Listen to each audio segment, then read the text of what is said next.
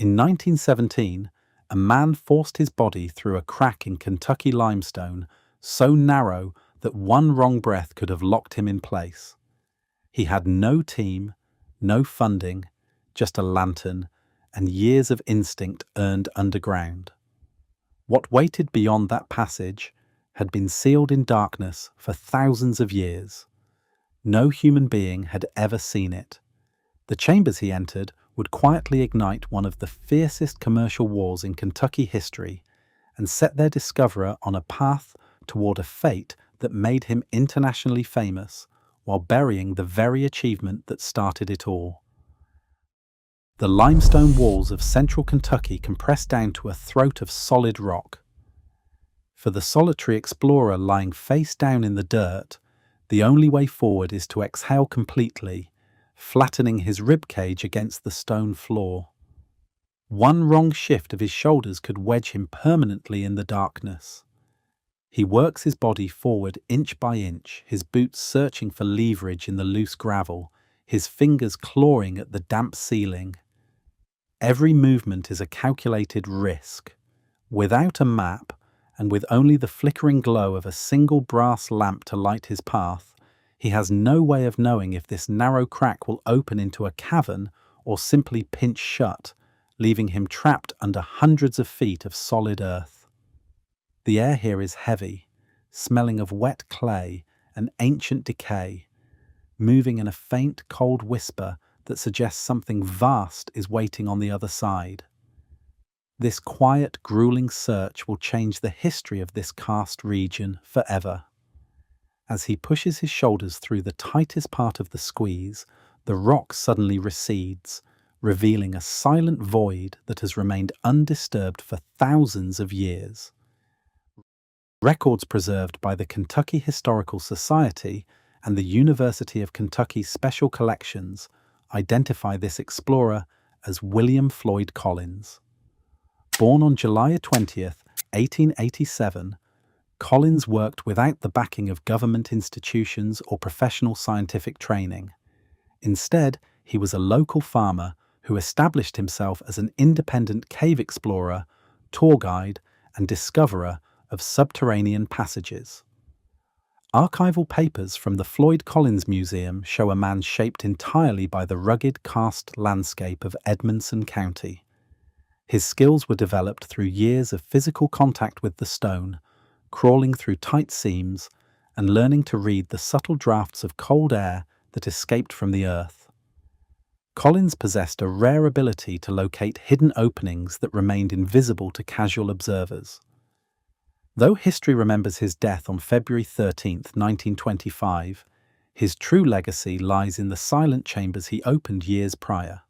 He spent his life searching for a discovery that would establish his independence, a pursuit that brought him to a limestone bluff on his family farm in the late summer of 1917.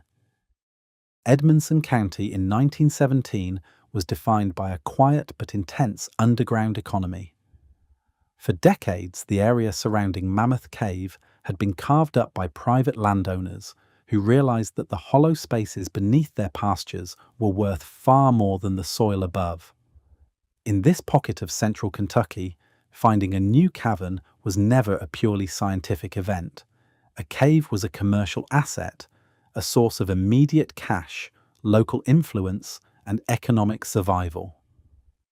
The Collins family farm sat directly in this high-stakes corridor, positioned just far enough from the established tourist routes to make competition difficult. Here, local families competed fiercely for the attention of travelers arriving by rail and early motorcars.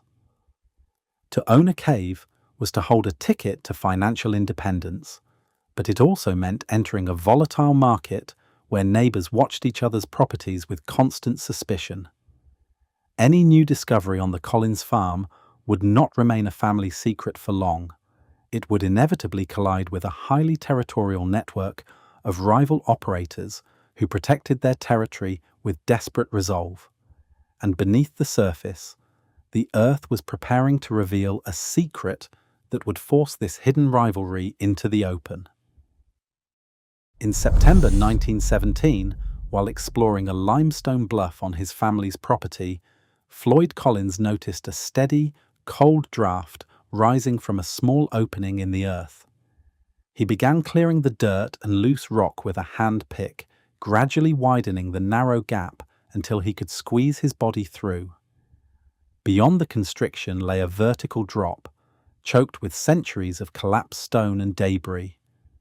For weeks, Collins returned to this quiet hillside, working alone to haul away the heavy rockfall by hand.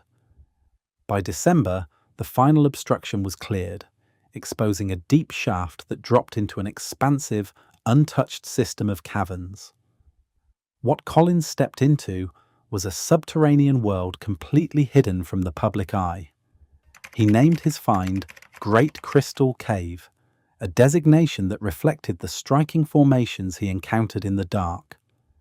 This was a rare, pristine environment that had developed in total isolation beneath the pastures of Edmonson County. At this moment, the cave existed only as a physical space known to a single explorer, untouched by commercial schemes, tourist routes, or corporate rivalries, but in an area where subterranean acreage was rapidly becoming the most valuable commodity around, a find of this scale could not remain in the shadows. The quiet isolation of this newly opened underworld was about to face a very different kind of pressure.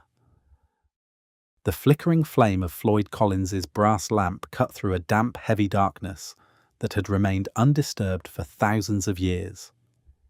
As the weak light spread across the newly opened chamber, it caught the surfaces of thousands of mineral formations, transforming the black void into a shimmering gallery of stone. Growing from the limestone walls of the St. Louis and St. Genevieve formations were clusters of gypsum flowers, delicate, snow-white crystals that curled outward from the rock face like organic petals. Nearby, massive calcite crystals, some measuring more than 2 feet in length, clung to the ceiling, their pure, transparent bands capturing and refracting the amber glow of his lamp. Collins was standing inside a pristine geological vault, shaped by millions of years of slow water filtration. He moved slowly through a succession of silent, crystal-covered chambers, his boots treading softly over untouched clay. Each step revealed new wonders: delicate stone curtains, stalactites in mid-formation, and long dark passages extending far into the unexplored recesses of Flint Ridge. While other local landholders might have viewed these hollows merely as physical spaces or structural voids, Collins recognized the extraordinary rarity of what he had uncovered. His years of wandering the karst hills of Edmonson County had given him an intuitive eye for the exceptional, and he knew these mineral displays were remarkably rare. His accomplishment was his immediate understanding of the cavern's immense significance. But as he prepared to step back into the daylight, the quiet majesty of this underground sanctuary was already poised to ignite a very public struggle. The first official verification of what lay beneath the Collins farm appeared in the 1919 biennial report of the Kentucky Geological Survey. State geologists bypassed the local rumors, documenting that the cave carved through the St. Louis limestone and St. Genevieve formations, cementing its position within the Flint Ridge karst system. Where Collins saw silent chambers, state records registered a highly important geological corridor. Their early reports verified the presence of exceptionally pure calcite crystals, some reaching 2.1 feet in length, a finding later validated by a 1938 United States Geological Survey petrographic study. These records proved the cave was a pristine record of ancient, slow-moving water, elevating it to one of the Commonwealth's principal scientific caves. This formal recognition established that the cavern held immense value long before any tourists arrived. But in Edmonson County, a discovery of this scientific magnitude could not remain a quiet academic study. The proof of its physical wonders soon attracted a different kind of attention, as neighbors realized that these subterranean crystals could be converted into immediate cash.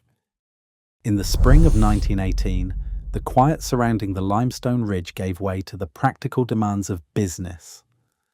Lee Collins deeded his son Floyd a half-interest in the property, formally securing Floyd's stake in the underground wonder he had unearthed. By April of that year, the family transformed the isolated sinkhole into a commercial enterprise, opening Great Crystal Cave to paying visitors. Handbills printed by the family and preserved in the Floyd Collins Museum began circulating through the region, inviting travelers to witness what they termed the latest and most wonderful discovery in Kentucky. For a quarter, exactly half of what the world-famous Mammoth Cave charged across the ridge, tourists could descend into the earth to see the glittering chambers for themselves. This transition forced Collins into an unfamiliar role. He was no longer just an explorer wandering the dark. He was now a show cave operator and a guide, leading strangers along the damp paths of his own discovery. While he accommodated the public by installing wooden stairs and simple lantern brackets in the main chambers, his true passion lay beyond the established tour routes. Archived field journals show that even as visitors arrived, Collins spent the next 6 years pushing deeper into the unknown passages of Flint Ridge. He logged measurements, cleared new blockages, and expanded the mapped territory of the cave through 1924, constantly seeking what lay just beyond the next squeeze. Yet operating a private show cave in Edmonson County was never a solitary venture. As Great Crystal Cave gained exposure in regional newspapers, its low admission price and spectacular interior began drawing attention away from established local routes. This sudden shift in tourist traffic did not go unnoticed by neighboring operators, who watched the growing success of the Collins farm with rising concern. Every major cavern discovered in Edmonson County during this era carried immediate financial weight. Along the narrow dirt roads leading from the local railway stations, a quiet war for travelers' dollars played out daily. Competitors did not rely on hospitality to win business. They actively targeted the physical routes. Landowners routinely went out under the cover of darkness to tear down wooden arrows pointing toward Great Crystal Cave, replacing them with markers that directed cars to other properties. Some operators took this further, erecting fake signs that falsely claimed certain roads were closed for construction, effectively cutting off their neighbors' livelihoods. Court records from the Edmonson County docket confirm these were not minor local pranks, but calculated economic actions that cost operations hundreds of dollars in lost ticket sales. To protect their investment, the Collins family was forced to file lawsuits in the early 1920s to halt this constant interference. The legal files reveal that rival owners went so far as to hire cappers, men dressed in official-looking uniforms who patrolled the main crossroads. These hired agents stopped motorists under the pretense of offering road advice, only to falsely claim that Great Crystal Cave was closed or inaccessible. To fight back, the family published advertisements in regional newspapers and distributed handbills to counter the rumors, turning the quiet karst region into a zone of intense commercial competition. But as the financial pressure mounted, the beautiful quiet chambers Floyd Collins had spent years exploring were no longer just a geological wonder. They were a contested asset. With the survival of his business under constant threat, Collins began to realize that saving his family's farm might require finding an even greater underground wonder, one that no rival could hide from the world.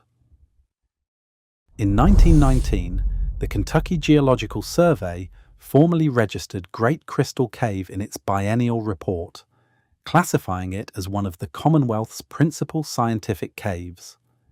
This was not a minor local curiosity. The state's validation proved that Floyd Collins had uncovered a major geological corridor within the Flint Ridge karst system, long before the first tourists paid a single quarter to enter. The discovery quickly became a cornerstone of the regional economy. Edmonson County tax records from the early 1920s show a 12% increase in lodging and hospitality revenues driven by the sudden influx of travelers seeking the underground crystal chambers.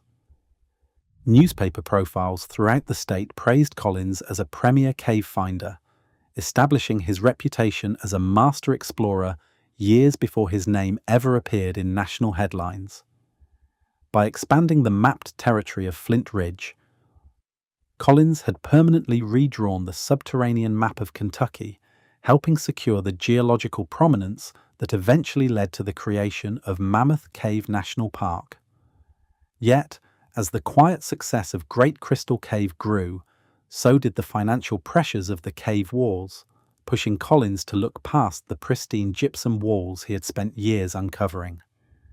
His greatest speleological achievement was already preserved in the stone, but a desperate search for a closer roadside entrance was quietly drawing him toward a dark, unstable passage that would capture the attention of the entire world. Great Crystal Cave's success changed Floyd Collins's circumstances, replacing his quiet solitude with the relentless demands of a high-stakes business. The fame of his 1917 discovery thrust him directly into the path of aggressive commercial expansion, where success was measured in tourist dollars and roadside visibility. As regional competition intensified, so did the financial pressure on the Collins family, forcing Floyd to search for an even more accessible gateway to the underground world.